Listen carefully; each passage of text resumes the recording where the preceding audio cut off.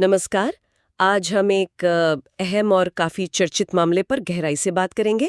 भारत का कोयला आवंटन मामला, जिसे मीडिया में कोलगेट भी कहा गया। नमस्कार। हमारे पास सरकारी रिपोर्ट्स हैं, खास तौर पर सीएजे की वो रिपोर्ट जिसने काफी हलचल मचाई थी।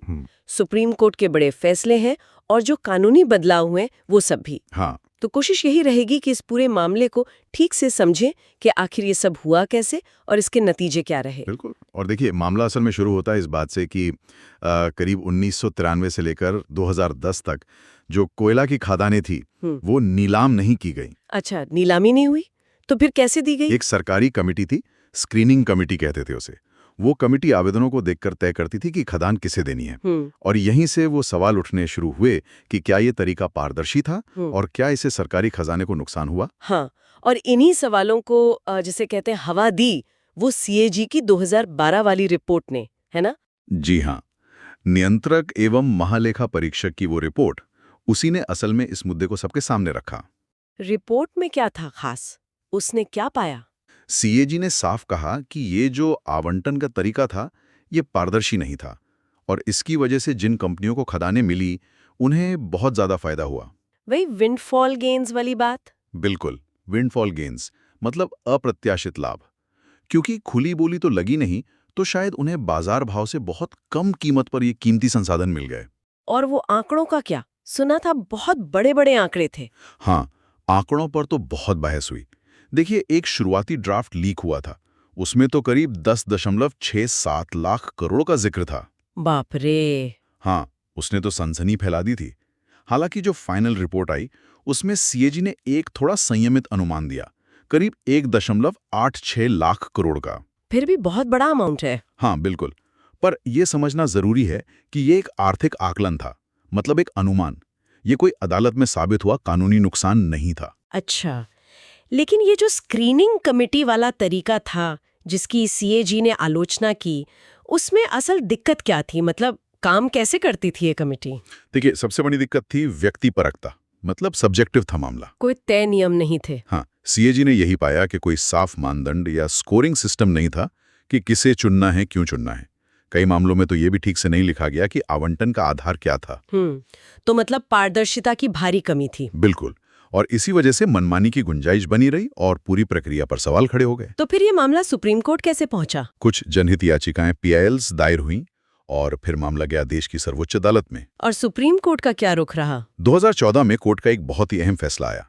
कोर्ट ने माना कि ये जो स्क्रीनिंग कमेटी के जरिए आवंटन का तरीका था, ये मनमाना था और गैर कानूनी था। गैर कानूनी माना कोर्ट ने। हाँ, और इसी आधार पर कोर्ट ने 1993 के बाद हुए ज्यादातर कोयला आवंटन रद्द कर दिए। कितने आवंटन रद्द हुए थे? रिपोर्ट्स के हिसाब से करीब 218 में से 214 आवंटन रद्द कर दिए गए। ये बहुत बड़ा कदम था। बिल्कुल, ये तो एक तरह से पूरी पॉलिसी पर ही सवाल उठा दिया कोर्ट ने। हाँ, और इस फैसले ने प्राकृतिक संसाधनों के आवंटन में पारदर्शिता और निष्पक्षता के महत्व पर बहुत जोर दिया। कोर्ट के इतने बड़े फैसले के बाद तो जाहिर है जांच वगैरह शुरू हुई होंगी। सीबीआई, ईडी ये सब सक्रिय हुए। जांच एजेंसियां सक्रिय हुई, सीबीआई ने, ईडी ने जांच की। पर नतीजों की बात करें तो वो थोड़े मिले जुले रहे। मतलब कुछ मामलों में तो सजा भी हुई निचली अदालतों से, लेकिन कई हाई प्रोफाइल केस ऐसे भी थे जिनमें या तो जांच एजेंसी ने खुद ही केस बंद करने की रिपोर्ट दे दी। Closure report? हाँ, क्लोजर रिपोर्ट। जैसे वो तलबीरा 2 ब्लॉक वाला मामला था, उसमें सीबीआई की क्लोजर रिपोर्ट की खबरें आई थी, या फिर अदालत से आरोपी बरी हो गए। ऐसा क्यों, जब सुप्रीम कोर्ट ने प्रक्रिया को गलत मान लिया था? देखिए, प्रक्रिया को मनमाना या गैरकानूनी पाना एक बात है, और किसी व्यक्ति या कंपनी पर आपराधिक साजिश का आरोप साबित करना बिल्कुल दूसरी बात। अच्छा, ये फर्क है। हाँ, आपराधिक साजिश साबित करने के लिए बहुत ठोस सबूत चाहिए होते हैं, जो शायद कई मामलों में जांच एजेंसियां अदालत के सामने नहीं रख पाईं। समझ गया।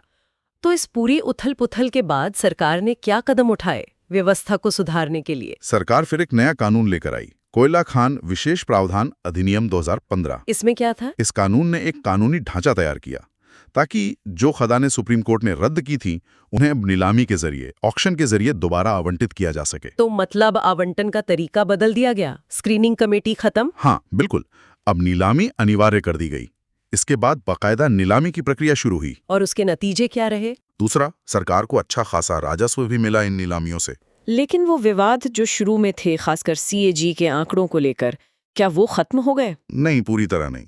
सीएजी के आंकड़ों पर बहस तो चलती रही कि वो वास्तविक नुकसान था या सिर्फ एक कागजी या अनुमानित आंकड़ा। हाँ, ये बहस तो थी। और जैसा मैंने पहले कहा, सुप्रीम कोर्ट ने प्रक्रिया को भले ही गलत माना, पर हर केस में क्रिमिनल इंटेंट या आपराधिक मंशा साबित करना मुश्किल था। तो ये पहलू भी बहस में रहा। तो अगर हम इस पूरे मामले को समेटना चाहें तो क्या कह सकते हैं, क्या सबक मिलते हैं इससे? देखिए, ये मामला दिखाता है कि कैसे प्रशासनिक प्रक्रियाओं में खामियां हो सकती हैं। ये सीएजी जैसी संस्थाओं की निगरानी के महत्व को भी रेखांकित करता है। और सुप्रीम कोर्ट के हस्तक्षेप की भूमिका भी। बिल्कुल। सुप्रीम कोर्ट का निर्णायक हस्तक्षेप हुआ, जिसके कारण आखिरकार कोयला क्षेत्र में नीलामी आधारित व्यवस्था आई और सुधार हुए।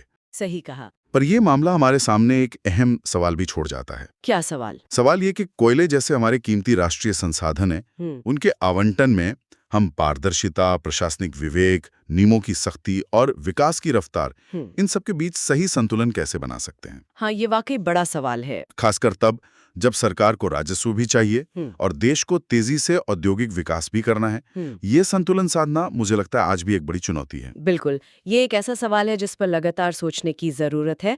बहुत बहुत शुक्रिया इस पूरे जानकारी और विश्लेषण के लिए। शुक्रिया।